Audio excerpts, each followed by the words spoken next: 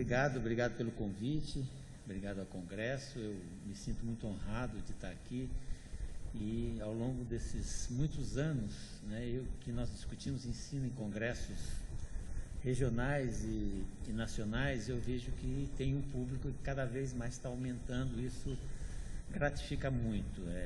O assunto que me deixou para ser falado aqui foi a residência médica, né?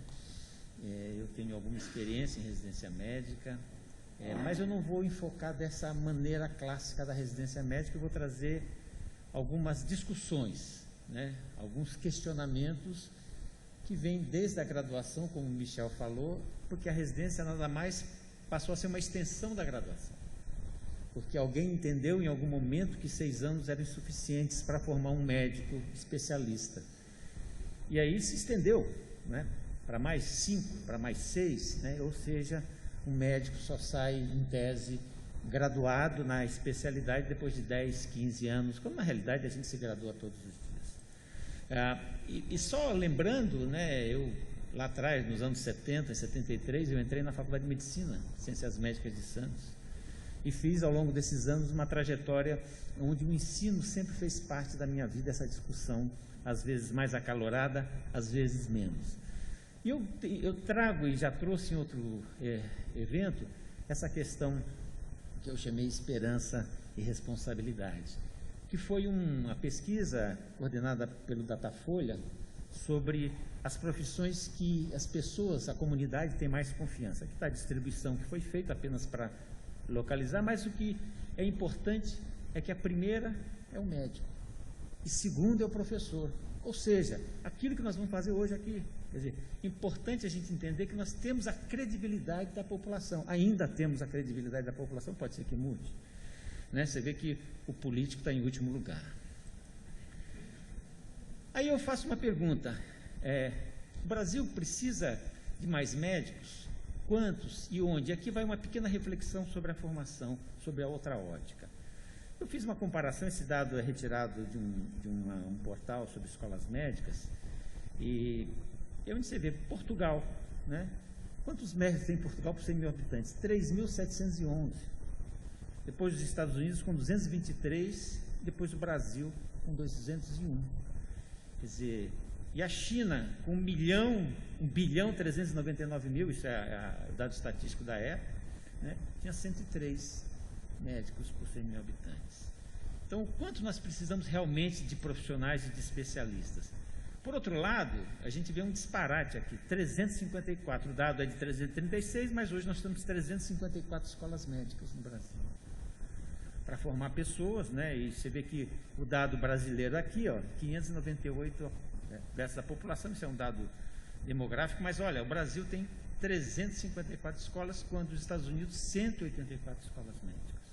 A Índia, 392, e a China, com todo aquele tamanho, 158 escolas médicas. Por isso a pergunta, será que precisamos de mais médicos? E aqui são apenas uma descrição rápida sobre as escolas ao longo do Brasil.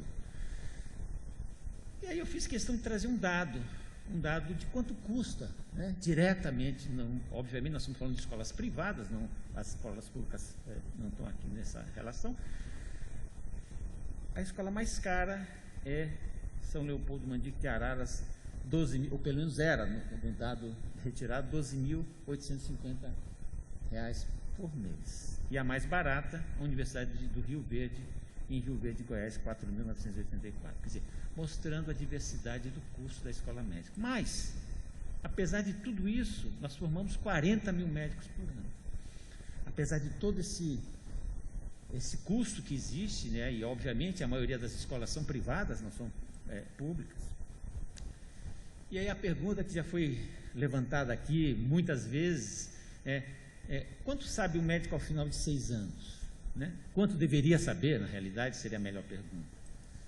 E aí tem um dado, né, que presume-se que ele sabe de 10 a 20% da especialidade, aqui falando da infectologia. Apesar de toda a inserção, a ausência, 10 a 20%, é pouco, é muito. E aí surgiu a questão de melhorar esses conhecimentos, habilidades desses profissionais que querem ser especialistas, e aí surgiu a residência médica. A residência médica surgiu lá atrás, como formalmente, em 1981, e o que chamava a atenção é que quem fizesse residência receberia o título de especialista. Esse foi um dado, depois de 2, 3, 4 anos, eu receberia o título de especialista baseado numa prática da especialidade. E aí tem uma pergunta que hoje se faz. Será que o jovem médico quer e precisa desse título de especialista, que daqui a pouco o Cirilo vai comentar? Quer dizer, será que alguém está atrás do título de especialista? Né? Eu estou falando de hoje, não estou falando da nossa história. Todos nós corremos atrás disso, mas hoje, será que ele quer esse título de especialista?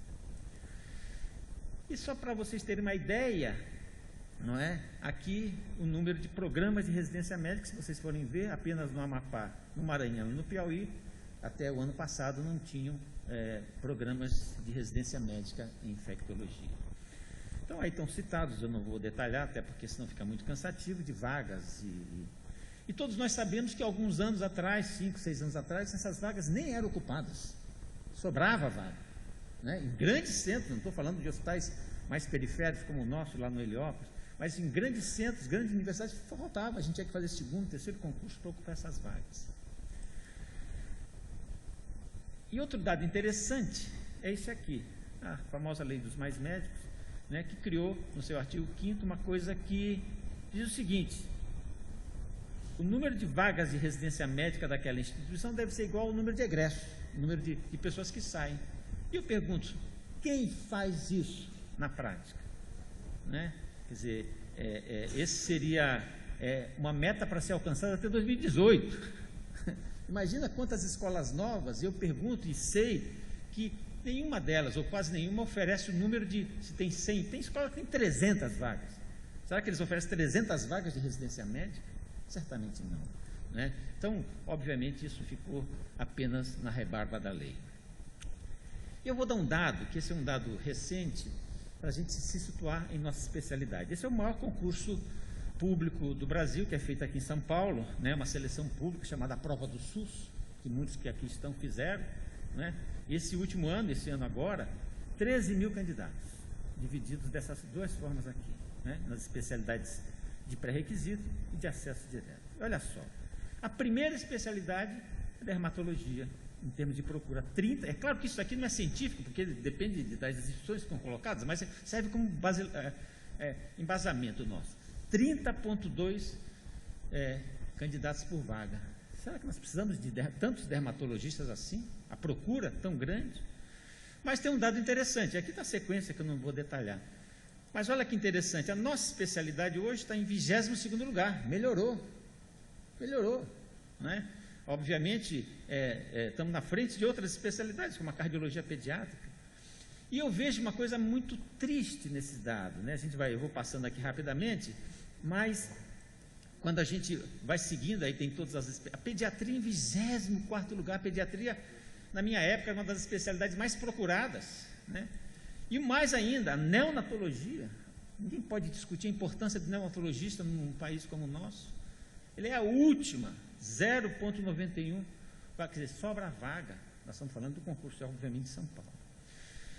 Bom, e aí o segundo momento é entender esses nossos meninos de hoje, né, essa geração, né, que quando se fala de geração, a gente está dizendo que são indivíduos, isso é uma definição, de um particular grupo etário que compartilha experiências, valores e senso de identidade comuns, moldados por eventos nacionais, internacionais e tendências sociais. E aí surge essa nova geração, essa que nós lidamos na escola médica, essa que nós lidamos na residência médica, que é a geração Y, os milênios. E aí alguém definiu de uma maneira bem interessante, né, onde nós estamos. Eu sou realmente esse baby boomer, né? Estou aqui para mais de 50, muito mais. Depois a geração X, entre 32 e 50, muitos aqui se encaixam, e a geração Y, de 13 a 33, que são os nossos residentes e os nossos estudantes de medicina. Cada uma delas teve alguma influência, que na nossa época, direitos civis, revolução sexual, Guerra Fria, né, os valores eram valores de envolvimento, otimismo, trabalho, éramos ambiciosos, éticos, com comprometimento, que vivia para o trabalho, e essa é uma marca dessa geração, vivia para o trabalho. Né? A educação era um direito, lutamos muito por isso, né? E a tecnologia vinha. né? Depois a geração X, que teve as suas marcas, né, internacionais, Watergate, a crise energética, o ativismo. Aqui já uma diversidade de valores, a independência, né, atributos de competente, flexível, foca no resultado, um balanço de vida pessoal e trabalho, e a educação era um meio para se atingir aquele objetivo, e a tecnologia era assimilada. E, finalmente, a geração chamada Y, que eu estou ressaltando aqui, porque é essa que nós estamos lidando diretamente. Nasceu na mídia digital, né, viveu a grande epidemia da AIDS, filhos do divórcio, valores confiantes, tolerantes e com muita habilidade tecnológica. Tinha como atributo a lealdade, tem como atributo, isso em geral, é claro, não estamos particularizando ninguém, multicultural, estrutural, e não abre mão da vida pessoal. Quer dizer, essa é uma característica dessa geração, em geral, não abre mão da vida pessoal. Isso vai criar algum impacto mais na frente. A educação, incrivelmente cara, isso é fato, né? E a tecnologia, eles nasceram com ela, né? E a geração Z, que é a nova, que está surgindo agora, mais ainda com essa característica. Então, esse é o público que a gente está lidando, né? A geração Y. Então, nós temos desde o bullying na escola, as epidemias, e aqui nós nos enquadramos, terrorismo, recessão econômica. E aí, quando a gente passa para a infectologia, esse é um dado de uma publicação de 2016, que mostra exatamente isso, ó. Está aqui, ó. Os infectologistas brasileiros estão aqui, ó, nesse grupo de 30 a 34 anos. Nós estamos falando de uma média do levantamento que foi feito. E predominantemente feminino.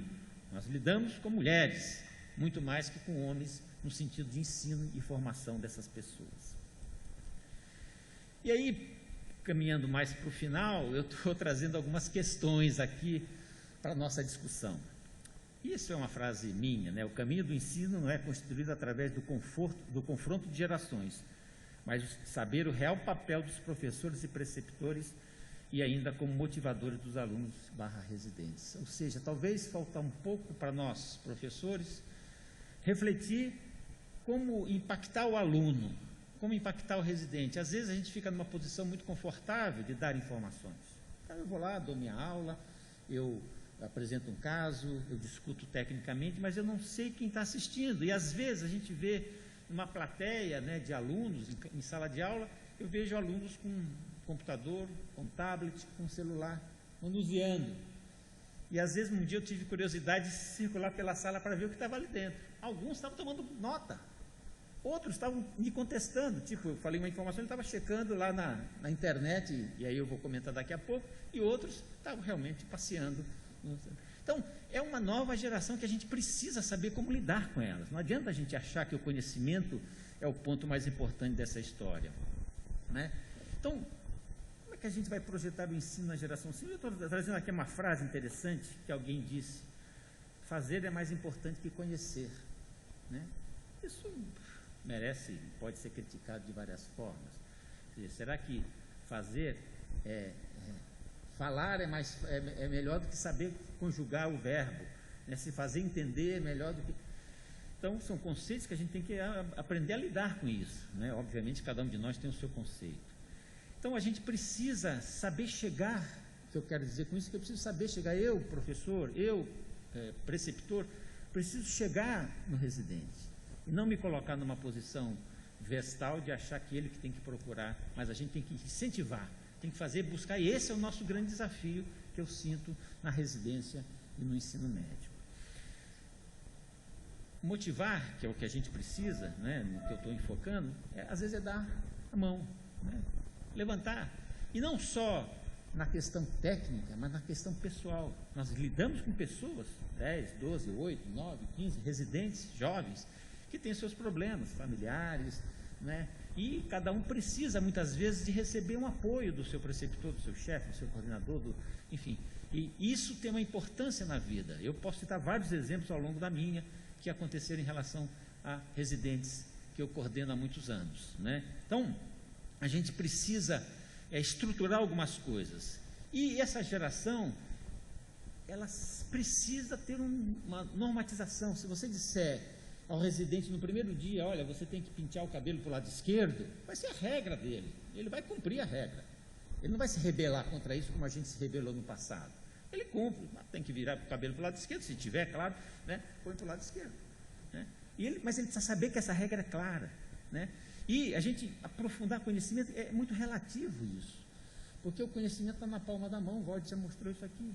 Quer dizer, tem coisas que eu não preciso enfocar, né, que na nossa época eu precisava ter uma tonelada de livro, eu precisava ir lá na Bireme, ficar horas lá fazendo pesquisa o dia inteiro para imprimir 10, 12 artigos que foram publicados no ano passado. Quer dizer, hoje a gente tem tudo esse acesso fácil, nós precisamos entender isso para poder motivar os médicos. Outra coisa importante é isso aqui que a informação às vezes é superficial, eu preciso dar consistência a essas informações, né? Sair dessa Wikipédia de Google, né? Essa consulta rápida que é feita, eu preciso, mas para isso eu tenho que dar a ele aonde eu vou consultar. Tá bom, professor, aonde eu vou consultar? Talvez criar uma base de dados. A gente tem várias, é claro que tem, mas qual a nossa base de informações que o aluno precisa? Talvez a universidade criar esse portal, né? Participar do cotidiano dessas pessoas, oferecer confiança, segurança, fazer com que ele nos enxergue de uma outra forma, e a gente precisa descer do pedestal e ir lá falar com o aluno, falar com o residente, com o seu profissional, para motivá-los a entender a nossa especialidade, que talvez seja a mais rica de todas. Entre a cruz e a espada, né? Essa é uma expressão muito antiga, né? Que tem a ver até com os cruzados lá de trás, né? O dilema da formação do especialista. Quem é esse infectologista? Que formação ele precisa saber? A gente tem programas diversos no país inteiro, mostrei aqui o número, certamente ninguém forma um infectologista igual. Talvez nem precise, né? Mas a gente precisa entender como é que é esse processo todo no contexto do que o Brasil precisa. E essa é uma outra observação, né? O médico, ele chega no programa de residência médica oriundo de vários lugares, desde aquela universidade que tem um crivo muito forte, que forma muito bem, até aquela que forma mais ou menos, e aí não vai nenhum demérito para ninguém, é simplesmente uma crítica ao sistema, né? Quer dizer, ele chega na residência totalmente diferente daquele quem chega na Escola Paulista, quem chega no Emílio Ribas, quem chega em Ribeirão, quem chega no Meliópolis, chega diferente, cada um é de onde veio essa pessoa, né? De vários lugares do Brasil, das 354 escolas médicas que nós temos. E aí, com conhecimentos totalmente diferentes, com estruturas sociais diferentes, com formação familiar diferente, né? Isso é um grande desafio. E aí a pergunta vem, como uniformizar isso? Será que a gente precisa uniformizar essa formação?